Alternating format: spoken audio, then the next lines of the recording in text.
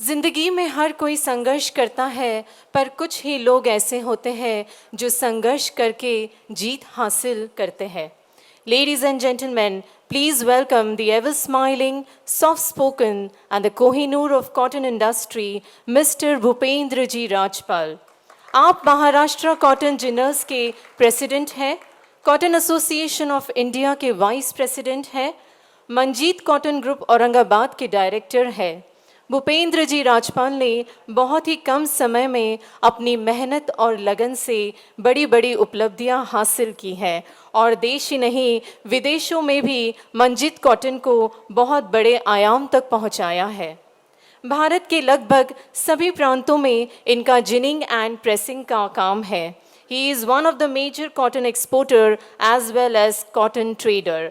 Sir is going to express his views on the subject benefits of model contract. Please welcome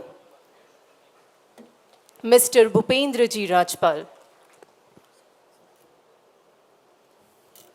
आदरणीय मंच और सामने बैठे सभी ginners, traders, spinning millers, brokers और कॉटन से जुड़े सभी लोगों का मैं हार्दिक स्वागत करता हूं।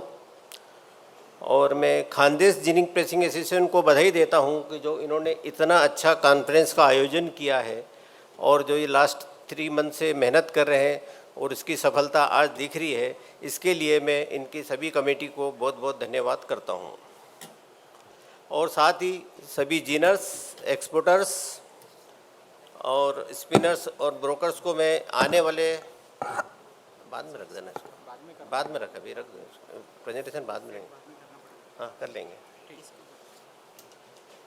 मैं आप सभी जिनर्स को आने वाले नए सीजन के लिए शुभकामनाएं देता हूं और बधाई देता हूं और उम्मीद करता हूं कि आप सबके लिए ये सीज़न आने वाला बहुत अच्छा रहे, लाभदायी रहे, ये मैं आपसे शुभकामनाएं करता हूं। जैसा कि अभी अतुल भाई ने भी बताया है कि इस वर्ष कपास का उत्पादन मेरे ख्याल से लास्ट ईयर से 15 से 20% तक ज़्यादा रहने की उम्मीद है। आज के जो कंडीशन है उसको देखते हुए बता रहा हूँ। और जहाँ तक क्वालिटी का सवाल है, क्वालिटी भी इस साल बहुत ही अच्छी रहने की संभावना है, क्योंकि अभी स्टार्टिंग में हमने देखा है कि तेलंगाना, कर्नाटका या एमपी में जो कॉटन आता था अगस्त सितंबर में, उसका ग्रेड भी बहुत डाउन रहता था, पर इस वर्ष शुरू दिन से ही 74, 75, 76 आरडी का माल आ रहा है। तो ये उम्मीद करते हैं कि आने वाला जो सीज़न में सबसे बड़ी जो अपने लिए अच्छी चीज़ है वो क्वालिटी बहुत अच्छी रहने की संभावना है।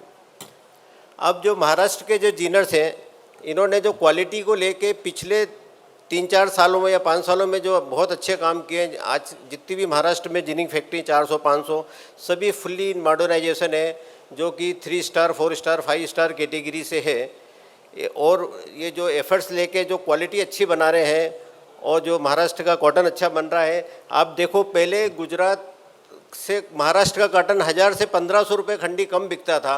आज ये पोजीशन है कि महाराष्ट्र का कॉटन पूरे इंडिया में सबसे ऊंचा बिक रहा है।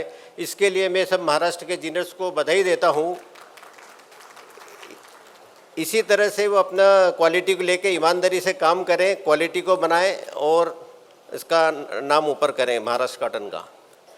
अभी जो कंटामिनेशन को लेके जिनर्स काफ़ी अच्छा काम कर रहे हैं, बट अभी और करने की ज़रूरत है। जैसे कि हर फैक्ट्रियों में कंपलसरी 2 से 4 लेबर रोज़ लगाना चाहिए, सुपरवाइज़र लगाना चाहिए, और उसके अलावा उसका कल्चर पूरा चेंज करना चाहिए। लेबर को समझाना चाहिए कि भाई कैसे कंटामिनेशन को कम किया जाए। इसके लिए कोई बहुत बड़ी कॉस्ट नहीं लगने वाली है, पर अपन अगर सोच को और अच्छा बनाएंगे तो डेफिनेटली कॉटन का नाम बढ़ेगा और प्रीमियम मिलेगा। और सबसे बड़ी बात अभी हम लोगों को जो करना पड़ेगा वो फार्मर्स को एजुकेट करना पड़ेगा। हर एरिया में महाराष्ट्र में जिनिंग फैक्ट्रियाँ हैं, हर जिनर्स ने अपनी जिम्मेदारी लेना चाहिए। आज यहाँ से प्रण करके जाओ कि भैया हम एक मेला लगाएंगे फार्मर्स का, उनको मीटिंग करेंगे, सब फार्मर्स को एजुकेट करेंगे कि भी जो आप कॉटन लेके आ रहे हैं, आपकी कॉटन बहुत अच्छी है, इसका आगे चल के और प्राइस मिल सकता है, पर आप कंटामिनेशन मत आने दो। अगर उनको अपन एजुकेट करेंगे तो मेरा मानना है कि डेफिनेटली इंडिया का कॉटन का नाम और बढ़ेगा और जो प्रॉब्लम कंटामिनेशन की आ रही है वो दूर हो सकेगी। अभी जिनर्स तो मॉडर्नाइजेशन में आ रहे हैं, जिनर अच्छा काम भी कर रहे हैं, पर जब तक फार्मर्स को अपन नहीं करेंगे, जब तक ये पॉसिबल ही नहीं है। तो मेरा आज इस मंच से सब जिनर्स को कहना है, इसके लिए डेफिनेटली काम करें तो इसका अपने को रिजल्ट पक्का मिलेगा। अभी जो महाराष्ट्र कॉटन जिनिंग एसोसिएशन जो पिछले कुछ सालों से अच्छा काम चल रहा है, जो उसमें जो कुछ प्रॉब्लम थी वो सब जिनर्स के लिए दूर हो रही है। जैसे कि सीसीआई को टेंडर के लेके कुछ इशू आते थे आज से 5-7 साल पहले। जब से महाराष्ट्र एसोसिएशन एक्टिव हुआ है उसके बाद कमेटी बनी है, तो जिनर जो सीसीआई के टेंडर में इशू आ रहा था वो सब खत्म हो गया है और जिनर्स को इसका बहुत बड़ा बेनिफिट मिला है। और भी जो कंडीशंस हम लोगों ने फाइनल करी थी वो बेखूबी से जिनर्स निभा रहा है। जैसे पेमेंट कंडीशन है, मॉइस्चर कंडीशन है, और भी जो कंडीशन ट्रेस को लेके हमने फाइनल करी थी एसोसिएशन ने। आप सभी जिनर्स ने उसका यूनिटी के साथ में काम कर रहे हैं और डेफिनेटली उसका अपने को बेनिफिट मिल रहा है और हम सक्सेस हो रहे हैं, और उम्मीद करता हूं कि इसी तरह से आप आगे भी सहयोग देते रहें। अभी आपने देखा होगा कि जो इतना उतार चढ़ाव चल रहे हैं, लास्ट ईयर सडनली प्राइस 60,000 से 1 लाख चले गया, 1 लाख से नीचे आ गया, तो ये सब क्यों हो रहा है? ये सबसे इसके लिए अपने को चर्चा करना ज़रूरी है। इसका सबसे बड़ा जो कारण समझ में आ रहा है वो है डेटा कलेक्शन। आज अभी इंडिया के छोटे छोटे जिनर्स को या महाराष्ट्र के जिनर्स को ये नहीं पता कि कितनी क्रॉप क्या आने वाली है, इसका कंजम्पशन क्या है। तो जब तक ये फिगर एग्जैक्ट नहीं आएंगे कंजम्पशन के और डेटा के, जब तक ये अपने लिए रिस्क बनी रहेगी, कब तेज़ी आ जाएगी कब मंदी आ जाएगी कोई पता नहीं चलने वाला है। तो अभी जो लास्ट हमारी 1 साल में 5-6 मीटिंग पीयूष गोयल जी की अध्यक्षता में हुई, टेक्सटाइल कमिश्नर के उसमें हुई, तो उसमें सभी मीटिंग में महाराष्ट्र कॉटन एसोसिएशन ने अपना हिस्सा लिया और उसमें ये जोर दिया गया है कि भाई अपने को जिनर्स को बोल के उसकी जिम्मेदारी मैंने ली है महाराष्ट्र के जिनर्स की, कि भाई हम सभी जिनर्स उसके लिए डेटा देंगे, कितना प्रोडक्शन आ रहा है, क्या हो रहा है, और ऐसे ही ये टेक्सटाइल मिलों को भी ये प्रेशर करके उनसे कंजम्पशन का डेटा लेंगे। तो मेरा मानना है अगर ये सक्सेस हो जाता है तो आने वाले सालों में टेक्सटाइल इंडस्ट्रीज हो या जिनिंग इंडस्ट्रीज हो, इनकी रिस्क एकदम कम होती जाएगी। अभी जो जिनर्स को एक समस्या आ रही है कि हम कॉटन तो बेच देते हैं, अब कॉटन बेचने के बाद क्या होता है कि उसमें क्वालिटी का इशू आ जाता है या कुछ ले कोई प्रॉब्लम डिस्प्यूट खड़ा हो जाता है, तो उसकी अप्रोच बहुत ज़्यादा आगे तक मिल तक नहीं होती, ट्रेडर तक नहीं होती, तो वो काफ़ी परेशान होता है। तो इस प्रॉब्लम को सॉल्व करने के लिए मुझे आपको बताते हुए खुशी हो रही है महाराष्ट्र जिनर्स को कि हमने अभी पिछले दिनों एक कमेटी गठन किया है, उसका नाम है डिस्प्यूट सॉल्व कमेटी। वो डिस्प्यूट को जो भी रहेगा वो सॉल्व करेगी। आपका जो भी इशू है वो आप उस कमेटी को आप अपना मेल द्वारा उसको बताइए, रजिस्टर्ड करिए और वो उसकी पूरी देखेगा उसके क्या प्रॉब्लम है। अगर वो सही है तो वो जिनर्स आगे टेक्सटाइल मिल वाले से बात करेगा, ट्रेडर से बात करेगा और एक्सपोर्टर से बात करेगा। अगर वो सही निकलती है तो डेफिनेटली उनको प्रेशर करेगा कि भाई ये हमारे जिनर्स कोई प्रॉब्लम आ रही है, इस प्रॉब्लम को आप सॉल्व करो, नहीं तो हम आपको आगे चल कर ब्लैक लिस्ट कर देंगे या आपका नाम पब्लिश करेंगे या और कुछ जो भी कदम उठाना उस टाइम पे वो कमेटी उठाएगी। उसके बावजूद भी अगर ये लगता है कि अपने को भैया ये प्रॉब्लम सॉल्व नहीं हो रहा, तो फिर हमने सीआई के साथ में बात करके आर्बिट्रेशन का जो प्रावधान है उसको बढ़ावा देंगे, क्योंकि अभी जिनर्स को ये नहीं पता कि आर्बिट्रेशन में कैसा जाना है, कौन सा एडवोकेट करना है, क्या फीस रहेगी, ये रहेगी, तो वो सब काम भी जो है अपनी कमेटी करेगी।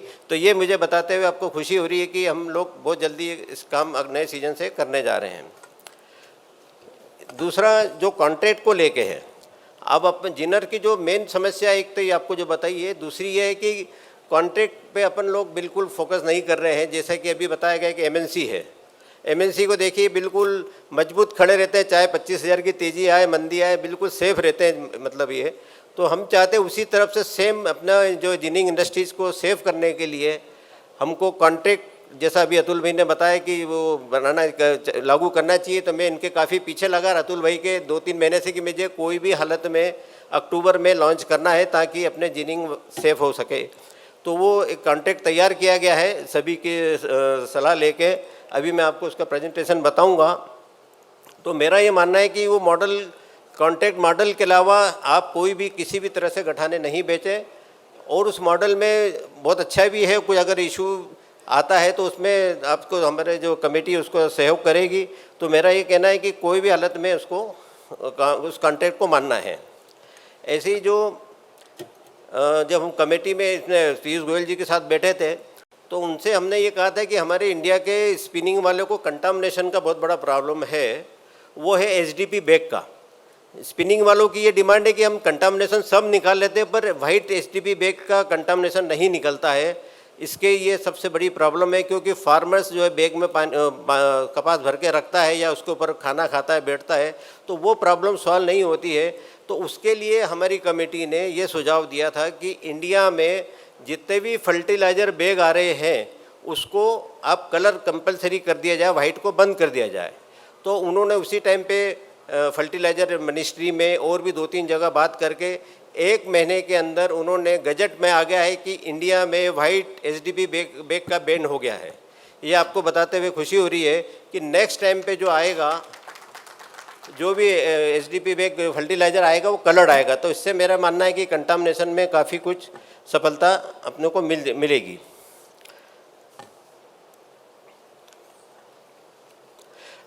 जैसे अभी महाराष्ट्र के सब जिनर्स को कह रहा हूँ कि जो कहना चाहता हूँ कि जो 17 और 18 अक्टूबर को कॉन्फ्रेंस है, आप ज़रूर आइए। बॉम्बे में जियो गार्डन में है, बहुत अच्छा अरेंजमेंट रखा गया है और बहुत कुछ सीखने को मिलेगा और काफ़ी पूरे इंडिया से लोग आने वाले हैं। तो ज़्यादा से ज़्यादा लोग उसमें अपना रजिस्ट्रेशन करवाएं। और साथ में मैं ब्रोकर को भी बधाई देता हूँ कि जो काफ़ी समय से जो मांग थी आपकी वो मान ली गई है। तो डेफिनेटली जब सीआई ने सबने मांगा है तो महाराष्ट्र भी उसको अमल करेगी। मैं आपको ये बताते हुए खुशी हो रही है। इतना ही कह के मैं मेरा शब्द वापस, थैंक यू।